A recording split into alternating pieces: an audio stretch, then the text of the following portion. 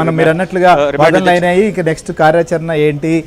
SIT రేపే ఆయన్ను custody సంబంధించిన పిటిషన్ కూడా దాఖలు చేయబోతోంది అనేది. రామారావు చెప్పండి ఫైనల్గా.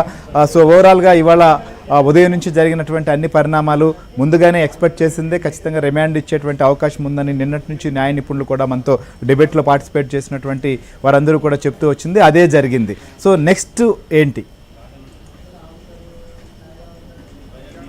శ్రీహరి నిన్న మధ్యాహ్నం 1 గంటకు సిట్ కార్యాలయానికి వచ్చిన మిథున్ రెడ్డిని గత రాత్రి 8:30 వరకు ప్రశ్నించడం, 8:30కి అరెస్టు చూపించడం, ఆ తర్వాత ఈరోజు ఉదయం 11 గంటల ప్రాంతంలో కోర్టుకు తీసుకువెళ్ళటం, కోర్టులో ఆర్గ్యుమెంట్స్ అయిపోయిన తర్వాత రిమాండ్ విధించడం, ఇదంతా కూడా జరిగిపోయింది. కొద్ది క్షణాల క్రితమే మనం ఏబిఎన్ స్క్రీన్ మీద మన కొలీగ్స్ ఎక్స్క్లూజివ్గా సత్య, అక్కడ ఉండే వీడియో జర్నలిస్టులు ఎక్స్క్లూజివ్గా చూపించారు.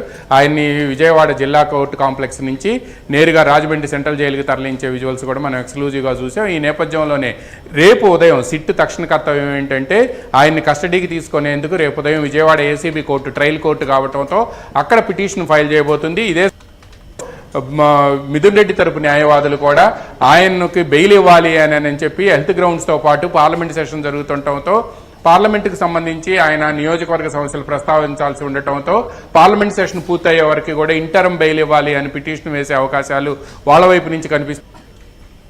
రెండు వర్గాల వాదనలు రేపు పిటిషన్ ఫైల్ చేస్తారు. ఆ కౌంటర్ కోసం మళ్ళీ పోస్ట్ పోన్ అయ్యే అవకాశం ఉంది, అడ్జర్న్మెంట్ తీసుకునే అవకాశం ఉంది. ఎందుకు అని అంటే ఈయన కస్టోడియల్ ఇంట్రాగేషన్ చేయాలి అని అంటే సిట్ పిటిషన్ వేసిన వెంటనే మిథున్ రెడ్డి వైపు నుంచి కౌంటర్ కూడా చేయాల్సి ఉంటుంది. అందువలన దీనికంతా కూడా టైం టేకింగ్ ప్రాసెస్, ఇదంతా కూడా కోర్టులో కూడా అంతే కొన్ని రోజులు టైం తీసుకునే అవకాశం ఉంది. ఆ తర్వాత మాత్రమే వీళ్ళు 15 రోజులు కస్టడీకి కావాలని కోరుతున్నారు. ఎన్ని రోజులు కస్టడీకి ఇవ్వాలి అనేది కూడా న్యాయాధికారి డిసైడ్ చేస్తారు. శ్రీహరి రైట్, మీరు అన్నట్లుగా ఖచ్చితంగా నిన్న 1 గంట నుంచి ఇప్పటి వరకు చూస్తే అన్ని పరిణామాలు కూడా చాలా క్లియర్గా ఈ యొక్క కేసులో చాలా కీలక దశకు చేరుకుందనేది మాత్రం అర్థమైంది. ఇక నుంచి జరగబోయేటువంటి విచారణకు పిలిచినటువంటి వారు నెక్స్ట్ గతంలో మీరు అన్నట్లుగా మాజీ రాజ్యసభ సభ్యుడు విజయసాయిరెడ్డి కావచ్చు, అలానే నారాయణ స్వామి, ఆయన ఎక్సైజ్ సంబంధించినటువంటి శాఖను చూశారు, డిప్యూటీ సీఎంగా ఉండి ఆయన కూడా విచారణకు రాబోతున్నారు. అలానే 8 మంది పరారీలో ఉన్నారు, వారిని కూడా ఈలోపు సిట్ పట్టుకునేటువంటి అవకాశాలు ఉన్నాయా, కొంతమంది వారిని కూడా తీసుకురాబోతున్న పరిస్థితి.